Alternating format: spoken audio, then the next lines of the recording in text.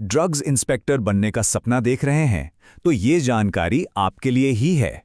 आज हम बात करने वाले हैं 2025 की भर्ती के ऑफिशियल सरकारी नियमों के बारे में। हम एक एक नियम को बारीकी से समझेंगे ताकि आप इस बड़े मौके के लिए एकदम तैयार रहें।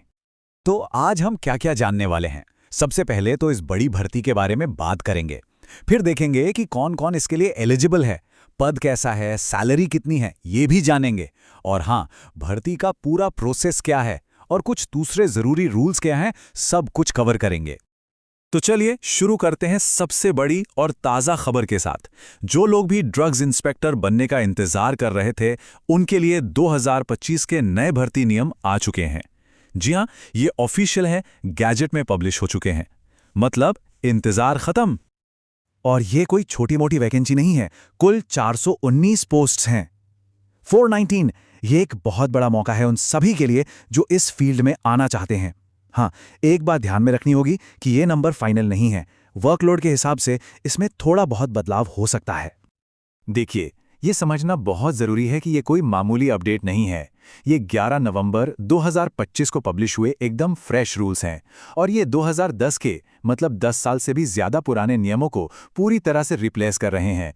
तो इसका सीधा मतलब ये है कि अगर अप्लाई करने की सोच रहे हैं तो पुरानी बातें भूल जाइए, बस इन्हीं नए रूल्स को फॉलो करना है। चलिए, अब आते हैं सबसे जरूरी सवाल पर, जो शायद सबके मन में घूम रहा होगा कि क्या मैं इस पोस्ट के लिए एलिजिबल हूं?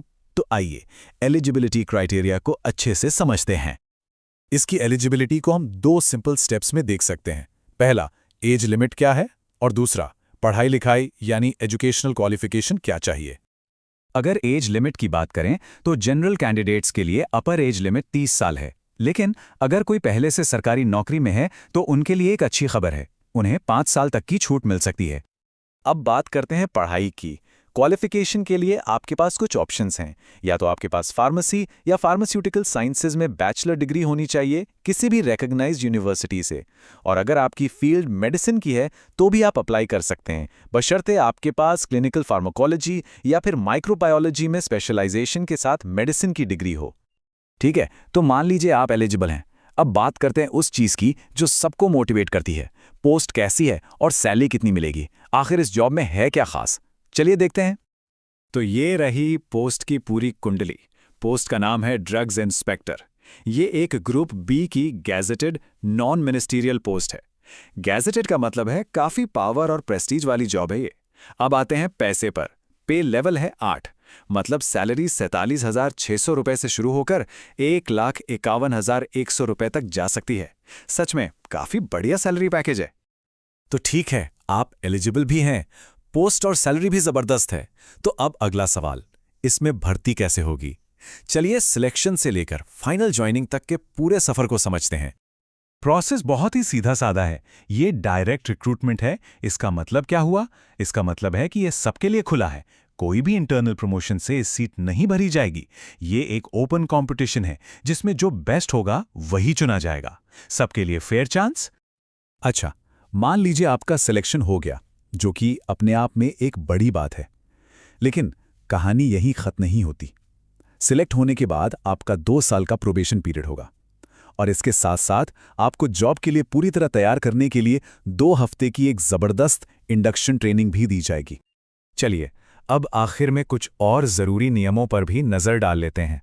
ये कुछ ऐसी बारीकियां हैं जिन्हें बिल्कुल भी नजरअंदाज नहीं करना चाहिए। इसमें डिस्क्वालिफिकेशन और रिजर्वेशन पॉलिसी जैसी बातें शामिल हैं। यहाँ एक बहुत ही स्पेसिफिक रूल है जिसे जानना जरूरी है। रूल ये है कि अगर किसी ने ऐसे इंसान से शादी की है जिसका पति या पत्नी पहले से जीवित है, तो वो इस पोस्ट के लिए एलिजिबल नहीं होगा। ये एक जरूरी लीगल पॉइंट है, तो इसका ध्यान जरूर रखें। और एक बहुत जरूरी बात, इन नए नियमों से रिजर्वेशन पॉलिसी पर कोई असर नहीं पड़ेगा। मतलब जो भी रिजर्वेशन और उम्र में छूट schedule caste, schedule tribes, OBC, ex serviceman और दूसरी स्पेशल कैटेगरीज को मिलती थी, वो सब वैसी की वैसी ही रहेगी। उसमें कोई बदलाव नहीं है। तो अब सारी ऑफिशियल जानकारी आपके सामने है। रूल्स एकदम क्लियर हैं और मौका बहुत बड़ा है।